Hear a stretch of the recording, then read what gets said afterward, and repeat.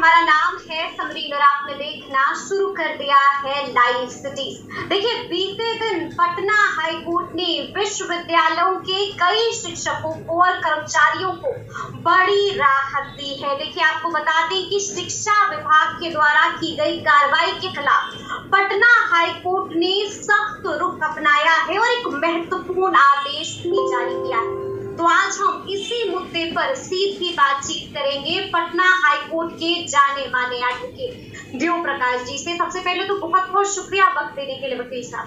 धन्यवाद धन्यवाद धन्यवाद। सबसे पहले तो मेरी आवाज आपको मिल रही थी, मैं पटना से बाहर हूँ। जी बिल्कुल बिल्कुल, आपकी आवाज मिल रही है, आपकी आवाज मिल रही है। सबसे पहले तो हम आपसे जानना चाहेंगे वकील साहब कि ये पूरा मामला है क्या? देखिए, ये पूरा मामला है कि सारे यूनिवर्सिटी का अकाउंट फ्रीज कर दिया गया था। आपको पता हो कि दिन 3 मई को इस पर सुनवाई हुई और मैंने उस दिन कहा था बहुत दुर्भाग्यपूर्ण स्थिति है कि सरकार के एग्जीक्यूटिव के बीच में दोनों में कन्फ्लिक्ट हो गया और बात हाई कोर्ट तक पहुंच गई। अब यूनिवर्सिटी सारे के अकाउंट बंद कर दिए गए, सब लोगों के पेंशन बंद हो गए, खर्चे बंद हो गए, सैलरी बंद हो गया और सुन रहे फरवरी महीने से वेतन अभी तक नहीं मिला है लोगों को। बिल्कुल बिल्कुल तो तभी तो इसको एकदम चौक कर दिया गया यूनिवर्सिटी के फंक्शन में। अब उसमें पावर के जो कंफ्लिक्ट है वो ये है कि सीएस एजुकेशन चाह रहे हैं कि हम जब बुलाते हैं ब्रेकिंग कॉल पर तो हमारे सामने स्टैंड बाय बाकी खड़ा रहे, तो अटेंशन में लेफ्ट राइट कर जाते वाइस चांसलर, जो नहीं कर पा रहे। गवर्नर क्या करेगा तो नहीं जाने, जब हम बुलाएंगे तब आइएगा। और दूसरा जब हम मीटिंग करें कि हाँ अपने हैसियत आके बात कर लेंगे। अब उन्होंने क्या कर दिया कि भाई बहुत पहले होता था ना कि कहीं अगर कुछ होना तो पानी का नल बंद कर दो ताकि पानी ही नहीं मिलेगा। ये सब थोड़ा सा मतलब वायलेंट एक्टिविटी हुआ, इस एक्टिविटी को लॉफुल एक्टिविटी नहीं कर सकते। मामला हाईकोर्ट में अब पहुंचा जब यूनिवर्सिटी में बिहार सरकार का ही अंग है ना, क्योंकि सरकार के हेड होते हैं गवर्नर और मुख्यमंत्री उसके पीपुल्स रिप्रेजेंटेटिव है। यूनिवर्सिटी के मामले में चांसलर को फ्री हैंड है और डिस्क्रिशनरी पावर में आता है। तो उनको जो फ्री हैंड है, बिहार यूनिवर्सिटी एक्ट भी है 1976 का, उसमें सेक्शन 7 सेक्शन 9 में उनको थोड़ा पावर दिया हुआ है, तो कहीं कोई इंटरवेंशन की जरूरत नहीं है। ठीक है, फाइनेंशियल में ऑडिट आदि की व्यवस्था है उसमें। ऑडिट में यह नहीं कहा गया कि वाइस चांसलर को बुला करके आप ऑडिट के बारे में पूछिएगा। अब ऑडिट तो एजी ऑफिस लोग करते ही करते हैं। अपने ऑडिट करेंगे, ऑडिट से कौन भाग रहा है? जहाँ पे अकाउंटेबिलिटी की बात है उसमें कोई दो मत नहीं है। मामला यहाँ पर यह है कि हम जब बुलावे हैं तो जैसे डिस्ट्रिक्ट एजुकेशन अफसर साहब दौड़ के आते हैं सुबह 6 बजे 8 बजे 9 बजे, वैसे आ जाए, नहीं आएंगे तो वेतन लगते हैं। ये बड़ा ही और संवैधानिक स्थिति पैदा हुई है यहाँ पर। और मैंने कहा था कि आपने सवाल किया कि अब क्या होगा, तो मैंने कहा कि मेरिट्स ऑफ द लॉ पर बड़ा आसान है डिसीजन देना। और ऑनरेबल हाईकोर्ट ने कहा भी है कल कि अगर आप लोग को मैंने मौका दिया, इसलिए एडवोकेट जनरल साहब ने और एडिशनल सोलिसिटर जनरल साहब ने प्रस्ताव रखा कि हम लोग बैठ करके इस बात को एमिकेबली सेटल करना चाहते हैं। उसको उन्होंने कहा कि ठीक है, 6 मई को एक न्यूट्रल प्लेस पर आप लोग एक मीटिंग कर लीजिए और मीटिंग के अध्यक्षता या तो चीफ सेक्रेटरी करें, या अगर चीफ सेक्रेटरी नहीं आते हैं तो आपस में बड़ी डिस्कशन करके आप लोग रिजोल्यूशन कर लें। मीटिंग वीडियोग्राफी के साथ नहीं पहुंचे थे आप, उसी बैठक का जिक्र कर रहे हैं? जी बिल्कुल, उसी बैठक से बात शुरुआती हुई है। उस बैठक में देखिए पाठक साहब नहीं पहुंचे, उन्होंने कहा कि हमारे पीठ में दर्द है और इसलिए हम नहीं पहुंच पाए। जबकि आज के जमाने में जब स्थिति इतनी और आपने सबके पैसे बंद कर रखे हैं, तो आपने यह कहा कि हमें पीठ में दर्द फॉर्म नहीं आया था, ऑनलाइन आ गया। जैसे आप सब ऑनलाइन हम सामने समझ रहे हैं, आज के जमाने में यह कहना कि हम नहीं आ सकते, मीटिंग जब 3 दिन का समय था तो आपको उस व्यवस्था किया। अगर नहीं किया है, जो उसने आदेश ऑनरेबल हाईकोर्ट ने किया कि सारे लोगों का रिटायरल बेनिफिट, सारे लोगों का सैलरी इमीडिएट रिलीज किया जाए, सब लोगों का अकाउंट डिफ्रीज कर दिया जाए, अकाउंट आपने डिफ्रीज कर दिया, लेकिन आपने लीगल कंप्लायंस किया। आपने जानबूझ करके जो कंप्लायंस जो एक्सपेक्ट कर रही थी ऑनरेबल हाईकोर्ट, वो आपने नहीं किया। उसमें आपने फंड नहीं किया और फंड नहीं, जिसका डिस्बर्समेंट नहीं हो पाया, पेंशन जा पा रहा है। और साथ में यह भी हुआ जो लक्ष्मी नारायण पांडे के संस्कृत ये दरभंगा विश्वविद्यालय के, उनके ऊपर ये आरोप लगा उन्होंने, और उस मीटिंग में थोड़ी सी ये बेअदबी की, तो उनको अपने सोकॉज तक करके, कहाँ सोकॉज के प्रोविजन बिहार यूनिवर्सिटी एक्ट में आपके पास में, अपने सोकॉज कर दिया, उसका वेतन हो गया। कौन अरबी यूनिवर्सिटी है, पूर्णिया यूनिवर्सिटी है, कामेश्वर दरभंगा संस्कृत विश्वविद्यालय है, बिल्कुल। इन सभी अकाउंट फिर आपने फ्रीज कर दिए, लेकिन आदेश का मतलब क्या? आपने ऑनरेबल हाई कोर्ट ने कहा सारे अकाउंट भी फ्रीज करिए, कोई कोर्ट सिलेक्शन नहीं भी किए, और जो एडवोकेट जनरल साहब ने और एक्शन जनरल साहब ने यूनिवर्सिटी के जो एडवोकेट उन लोगों ने अपनी बात को रखी। देखिए हाईकोर्ट में बात बिल्कुल स्पष्ट होती है। लेकिन वकील साहब आपसे समझना चाहेंगे कि बीते दिन पटना हाईकोर्ट का एक महत्वपूर्ण आदेश आया है, वो आदेश की कॉपी भी आपके पास है। हम जानना चाहते हैं कि उस आदेश में क्या कुछ कहा है पटना हाईकोर्ट ने। उस आदेश में कहा कि इस बात को, इस जो इम्पासे है, जो गतिरोध बना हुआ है, इसको आप दूर करें। आपको हमने एक मौका दिया कि मीटिंग करके आपके सलाह, आपके प्रस्ताव हमने मौका दिया, अब आप दूर करने में अब अक्षम है, तो हम इसको नहीं क्रिटिसाइज करना चाहते हैं केस को, जो कानून में क्रिटिसाइज कर देंगे केस को तुरंत में। और उन्होंने यह भी कहा कि 15 को ये जो सेकेंड वीक जो छुट्टी में कोर्ट बंद है, उन्होंने कहा छुट्टी में भी कोर्ट खोलने को तैयार हैं, और सेकेंड वीक वेकेशन में आप आइए, इसको हम खत्म करेंगे, मेरी डिसाइड कर देंगे। जब आप लोग आपस में रिजॉल्व नहीं कर रहे हैं इशू को, तो कोर्ट को जो काम करना है ऑनरेबल कोर्ट काम कर देगी। लेकिन उन्होंने सब लोगों ने कहा कि नहीं, उन्होंने आदेश के पेमेंट सब रिलीज करिए, और तो कब मीटिंग रखी जाए, तो एडवोकेट जनरल ने कहा 21 को रख दी जाए, तो फिर हुआ कि 25 सब लोगों ने कहा 25 जून को नेक्स्ट हियरिंग रखा जाए। तो नेक्स्ट हियरिंग 25 जून को है। इस बीच में हम उम्मीद करते हैं कि गुड सेंस प्रिवेल करेगा और सारी समस्याएं दूर हो जाएंगी। ऐसी ऑनरेबल हाईकोर्ट को इंटरवेन बार बार करना पड़ रहा है इस चीज में, वो अच्छी बात नहीं हो रही। बिल्कुल, और ये भी कहा गया है कि शिक्षा विभाग का भी वेतन रोक दिया जाएगा। शिक्षा विभाग के पाठक का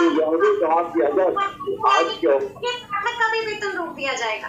यह भी कहा कि जो आदेश, जिस आदेश की कॉपी आज 1:50 में लोड हुआ है ऑनरेबल हाईकोर्ट के साइट पर, तो आज की तारीख हो गया 18, आज के मतलब 27 तक अगर सब लोगों के वेतन भुगतान आप नहीं करा पाते हैं फंड दे करके, तो जो 4-5 पदाधिकारी हैं इंक्लूडिंग द ACS जिनका नाम अब ले रहे थे, वो भी अपना वेतन नहीं ले पाएंगे। मतलब पाठक के भी वेतन पर रोक लगा दी है। के आदेश पहले भी 2022 में भी हुआ है ऑनरेबल हाईकोर्ट द्वारा, 23 में भी हुआ है, और फिर वो गतिरोध दूर हुआ है। लेकिन ये रोक लगा दी जाएगी वकील साहब। बिल्कुल, वेतन अब 10 दिन के बाद वेतन वो भी नहीं ले पाएंगे। अगर आप वेतन नहीं देने के सक्षम हैं तो वेतन आप भी ले सकते हैं। ऑडिटेड अकाउंट्स की जहाँ बात है उस पर आप देखिए, कंसोलिडेटेड फंड से फंड जाता है उनके पास। तो बजट जब पास है, बजट में सोसाइटी संस्था यूनिवर्सिटी है ना, उनका अपना इंस्टीट्यूट है, अपना सीनेट है, अपना सिंडिकेट है, गवर्नर उसके हेड होते हैं। हाँ, कोई पोस्ट अगर सेंक्शन कराना हो तो सेंक्शन कराने के लिए स्टेट गवर्नमेंट के पास हो जाते हैं। ऑडिट का अपना सिस्टम है, अकाउंट्स अफसर जाते हैं उसके में, लेकिन वाइस चांसलर आ जाए, रजिस्ट्रार आ जाए, प्रोवीसी आ जाए, कंट्रोलर ऑफ एग्जाम्स आ जाए, तब तो फिर चांसलर किस बात के हेड हो गए। और यूनिवर्सिटी थोड़ा सा समझना चाहेंगे हम आपसे, ये समझना चाहेंगे कि के पाठक ने अगर ये आदेश नहीं माना तो क्या सिर्फ उनके वेतन पर रोक लगा दी जाएगी, या फिर कोई और एक्शन भी होगा के पाठक पर? क्या कोई कार्रवाई? वेतन पर रोक लगाना बहुत ही हार्ड सेक्शन हो गया। ये अपने आप में बहुत हार्ड सेक्शन है, उन्होंने वेतन रोक दिया गया। तो ये केसेज में जहाँ रिकवरी हो जाती है तो ऑनरेबल हाईकोर्ट आदेश करती है कि अगर विदिन 7 डे पेमेंट वापस नहीं किया जाता है अकाउंट में, तो जो पदाधिकारी है उस पदाधिकारी को भी अपना वेतन नहीं दे पाएंगे, और वो करना ही पड़ता है। ये समझिए, ये ऑर्डर रिट ऑफ मैंडेमस हो गया, इसको महाआदेश कहते हैं। ये महाआदेश है ऑनरेबल हाईकोर्ट का, उसको नहीं मानने का कोई गुंजाइश नहीं है। कहीं निजात नहीं मिलेगी, कहीं रजिस्टर नहीं मिलेगा। एडवोकेट जनरल इस बात को भली भांति समझते थे, भले कुछ बात बता रहे थे, उस यूनिवर्सिटी के सेक्शंस को गिना रहे थे, तो उन सेक्शंस में इन बातों का प्रावधान नहीं है कि आप किसी का वेतन आप रोक दीजिए, किसी का फंड रोक दीजिए। होगी क्या कोई और कार्रवाई भी हो सकती है के पाठक पर अगर उन्होंने आदेश का पालन नहीं किया तो? देखिए, ऑनरेबल हाईकोर्ट के पास में दुनिया भर का पावर है, जो कहते हैं में उनके पास प्लेनिंग पावर होता है। उनके पास कोई बेनिफिट नहीं है, ये कर सकते और ये नहीं कर सकते। तब भी ऑनरेबल जस्टिस बहुत ही सधे कदम से आगे बढ़ रहे हैं, जितना हो सक रहा है अपने को कंट्रोल करके चल रहे हैं। अदरवाइज कोई अगर हार्ड जस्टिस रहे होते तो फर्स्ट डे आदेश दे दिए, लेकिन उन्होंने तब भी बच्चे के साथ में जितनी यूनिवर्सिटी को उन्होंने फ्रीज किया, फिर उन्होंने डिफ्रीज कराया, और यह भी कहा कि कोई एक्शन आप नहीं लीजिए, विदिन 10 डेज आप रिलीज करिए। नहीं रिलीज करते हैं तो आपके अपना वेतन भी आप नहीं लीजिए। और उनका ही नहीं, जो 3-4 रेस्पोंडेंट 3, 4, 5, 6 जो भी पदाधिकारी हैं सब उन्होंने कहा अपना वेतन अपनी दे पाएंगे, उनका वेतन स्टॉप किया है। मतलब ये बड़ी बात, बहुत बड़ी बात होगी, बहुत बड़ी बात होगी।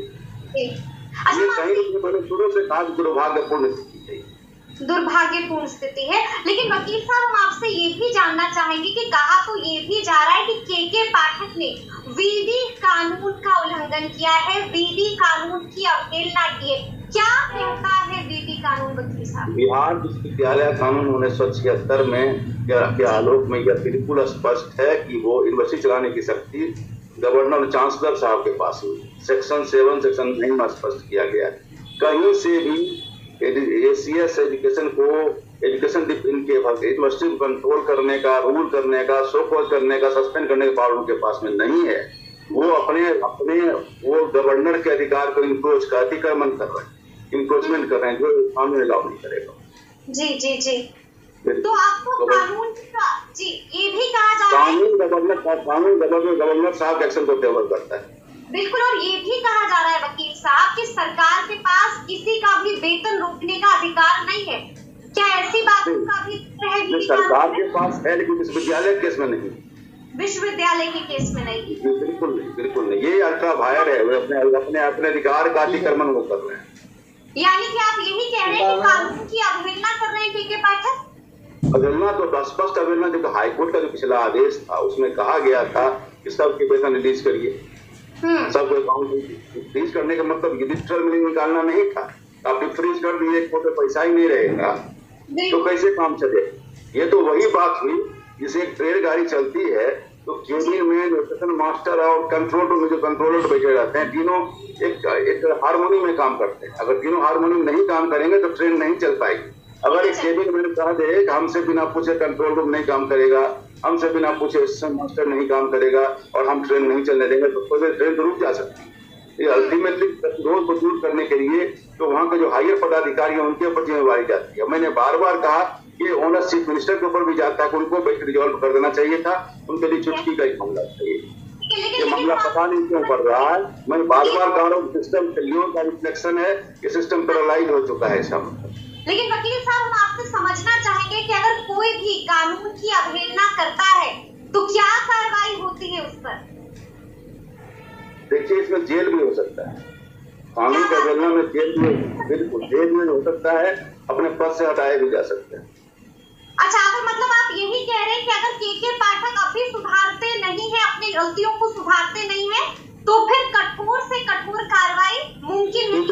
बिल्कुल हाईकोर्ट की बात को नहीं मानने का कोई गुंजाइश उनके पास नहीं है, कोई गुंजाइश भी जा सकता है, जेल भी हो सकती है। बिल्कुल, उससे कठोर कार्रवाई हो सकती है। हो सकता है स्ट्रिक्चर पास कर दे, he is not competent to be on such a important post, वो उसके लिए पात्र कुछ भी कर दे सकता है हाईकोर्ट। हाईकोर्ट के कहीं हाथ बंधे हुए नहीं और हाईकोर्ट ने अपना डिरेक्शन दे दिया है, उन हाईकोर्ट को समझ में आ गया कि पिछला आदेश का पालन नहीं हुआ है।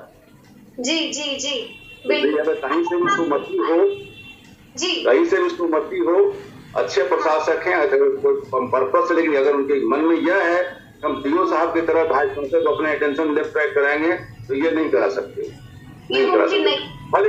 भले मैं कह सकता हूँ कि भाई सांसद का जो सवाल उठाया गया कि भाई सांसद पहले वाले भाई सांसद नहीं रह गए, कैसे नियुक्ति होती है, इन बातों तो नियुक्ति तो बहुत सारे पद पर ऐसा हो जिसमें अगर मेरिट्स की बात की जाए तो बहुत ज्यादा क्वेश्चन मार्क लगा हुआ है। इसका मतलब क्या वो पोजीशन नहीं मिलेगा क्या? सवाल करना वो अलग मैटर हो जाता है। बिल्कुल, एक आखिरी सवाल, 25 तारीख को इस मामले में अगली सुनवाई होनी है, क्या लगता है आपको 25 तारीख को क्या कुछ हो सकता है? हम देखिए, हम ऑप्टिमिस्टिक आदमी हैं, पॉजिटिव सोच वाले आदमी हैं। हमें लगता है कि 10 दिन का समय, 10 दिन में सारी समस्याएं दूर हो जाएंगी। आप पत्रकार हैं, अपने हिसाब समझिएगा। हमें लगता है कि अब इससे बात आगे नहीं बढ़नी चाहिए, बात यहीं सील हो जाना चाहिए और 25 तारीख को निकली मामला ही खत्म हो जाना चाहिए। नहीं होगा तो हमने शुरू से ही कहा कि matter of unfortunate nothing else. चलिए तो अब देखना होगा कि मामला आगे बढ़ता है या मामले पर विराम लग जाता है। तो ये पूरी बातचीत आप लोगों को कैसी लगी है कमेंट करके हमें जरूर बताइएगा। तो ऐसे तमाम अपडेट्स के लिए ऐसे ही हमारे साथ बने रहिएगा और देखते रहिएगा लाइव सिटीज। बहुत शुक्रिया।